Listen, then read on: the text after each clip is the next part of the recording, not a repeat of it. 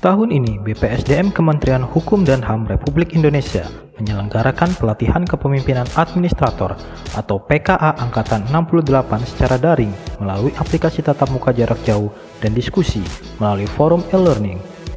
Sebanyak 40 peserta perwakilan pejabat administrator dari berbagai daerah dan instansi di lingkungan Kementerian Hukum dan HAM dididik untuk menjadi calon pemimpin Kemenkumham masa depan. Salah satu metode yang diterapkan berupa studi lapangan, di mana juga dilaksanakan secara daring. Peserta pada studi lapangan kali ini dibagi menjadi 4 kelompok, dengan peserta pada kelompok 3 terdiri atas Raka Sukma Purnama sebagai Ketua dari Kantor Imigrasi Kelas 1 TPI Balikpapan. Saya Muhammad Yani dari Kanwil Kementerian Hukum dan HAM Sulawesi Selatan. Saya Makmur dari Lapas Kelas 2B Tuli-Tuli Sulawesi Tengah. Saya Novan Indrianto dari Kantor Imigrasi Jakarta Barat. Saya Balu Senanto Kusahyono dari Kanim Kelas 2 TPI Bitung. Assalamualaikum warahmatullahi wabarakatuh. Saya Budiman Priyatna Kusuma dari Lapas Tabanan. Saya Rendra Mauliansyah dari Kanim Kelas 1 khusus TPI Surabaya. Nama Riko Purnama Chandra dari Lembaga Pemasyarakatan Iris Kelas 1 Batu, Nusa Kambangan. Saya Ronaldo Devinci Tresa dari Lapas Kelas 2A Banyuasin, Sumatera Selatan. Saya Rinto Gunawan dari Badikat Kepri. Sebagai lokus studi lapangan pada PKA Angkatan 68 kali ini, pihak penyelenggara menetapkan PT Telkom dengan ruang lingkup yang menjadi fokus bagi kelompok 3 berupa aspek pelayanan publik. Tak dapat dipungkiri bahwa di masa ini kebutuhan internet dan teknologi layaknya oksigen yang menjadikan bisnis digital semakin berjaya. Dinobatkan sebagai The King of Digital, Telkom Group atau PT Telekomunikasi Indonesia berkomitmen terus memperkuat kapabilitas bisnis digital yang bersinggungan langsung dengan masyarakat Indonesia. Pada tahun 2020, PT Telkom Indonesia meraih beragam penghargaan, baik nasional maupun internasional, untuk mewujudkan perusahaan kelas dunia dengan visi menjadi digital telco pilihan utama untuk memajukan masyarakat. Telkom menetapkan strategi tidak hanya terbatas pada jasa telekomunikasi, tetapi juga memiliki portofolio bisnis lain yang dikelola 24 anak usahanya dengan fokus berbeda, seperti PT Metra Plaza yang mengelola jaringan e-commerce belanja.com, dan PT Melon Indonesia yang berfokus pada strategi sektor konten hiburan digital. Pada 2021 ini, Telkom melalui layanan IndiHome-nya saja dikabarkan mengalami kenaikan pelanggan hingga 9,6 juta atau bertambah sekitar 1,6 juta pelanggan baru. Tentunya, dengan semakin tingginya jumlah pelanggan harus pula dibarengi dengan meningkatnya pelayanan yang diberikan. Telkom berkomitmen penuh untuk melayani pelanggan dengan infrastruktur yang andal dan jangkauan yang luas di seluruh Indonesia. Selain itu, Telkom juga secara rutin mengadakan pendidikan dan pelatihan yang berfokus pada pengembangan serta perubahan kompetensi. Pelatihan melalui penguatan motivasi, pengembangan diri, peningkatan soft skill, dan cara berkomunikasi dilakukan secara daring dan laring agar SDM yang ada mampu dan peka dalam menyikapi berbagai macam perubahan terkait dengan perkembangan sistem telekomunikasi dan budaya pelayanan prima. Di samping menggelar infrastruktur dan pengembangan kualitas SDM, Telkom juga terus menjalin kerjasama dengan penyedia konten digital, baik lokal maupun global, guna mempertimbangkan preferensi keinginan pelanggan dan masyarakat Indonesia.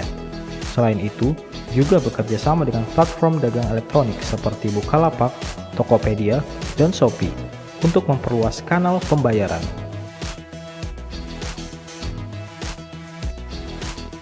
Pengajar dan pemberi materi pada studi lapangan kali ini, Dr. Dwi Herianto selaku Vice President Human Capital Strategic Management, memberikan materi tentang pengembangan SDM dan inovasi pada PT Telkom. Sedangkan Dr. Insinyur Mimi Marlina MT CMA selaku AVP CFU Resource and CRO Support Directorate of Consumer Service menjelaskan tentang pelayanan konsumen yang diberikan oleh PT Telkom.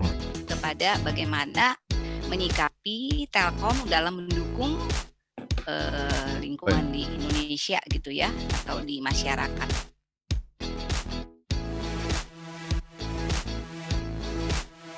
Bagaimana terkait dengan penerapan konsep bisnis just rule.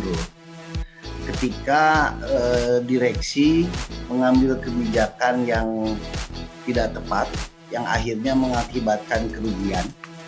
Ya tentunya sebagai perusahaan publik itu sudah dilindungi dengan governance dan compliance untuk terkait dengan kebijakan-kebijakan yang memang mereka sudah diproteksi ya, terkait juga bagaimana self-nya mereka, dan juga untuk pelayanan ke masyarakat itu juga ada aturan lainnya Pak, ada kebijakannya, ada policy-nya, ada rule of the games-nya, dan kemudian ada kebijakan-kebijakan kita namanya etika bisnis Pak. Sebenarnya untuk di Telkom itu untuk meningkatkan kualitas pelayanan publik khususnya Bu, lebih menekankan ke sektor apa Bu ya? Apakah seperti yang tadi Ibu sampaikan mengenai digital inovasi, atau mungkin lebih ke peningkatan kualitas SDM-nya, atau mungkin ada jejaring kinerjanya, ada kerjasama dengan pihak-pihak lain, atau peningkatan sarprasnya Bu? Mana yang priority? Kalau ditanya priority Pak, pasti pertama untuk customer ya, customer voice. Itu dulu deh, kita bagaimana melayani customer supaya loyal dan supaya satisfy ya. Nah, kita tadi kepuasannya adalah 89%, tapi apakah itu didukung oleh service quality yang baik?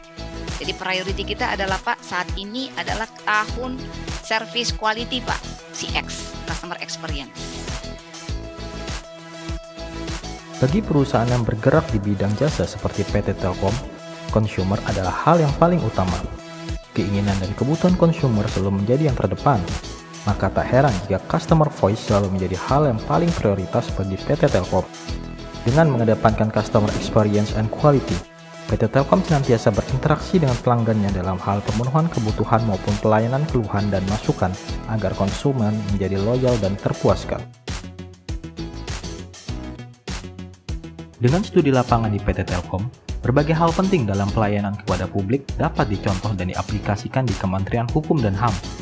Kelompok 3 memandang bahwa beberapa penerapan lesson learned telah diimplementasikan di Kementerian Hukum dan HAM, seperti pelatihan pelayanan publik untuk mempelajari dan menerapkan cara-cara memberikan pelayanan yang terbaik kepada masyarakat, pengisian survei indeks kepuasan masyarakat atau IKM oleh pengguna layanan guna memberikan penilaian yang objektif, serta memberi masukan dan kritik jika dianggap perlu, penyediaan fasilitas tamaham, pengecekan status paspor secara online, layanan pengaduan secara online, dan lain sebagainya.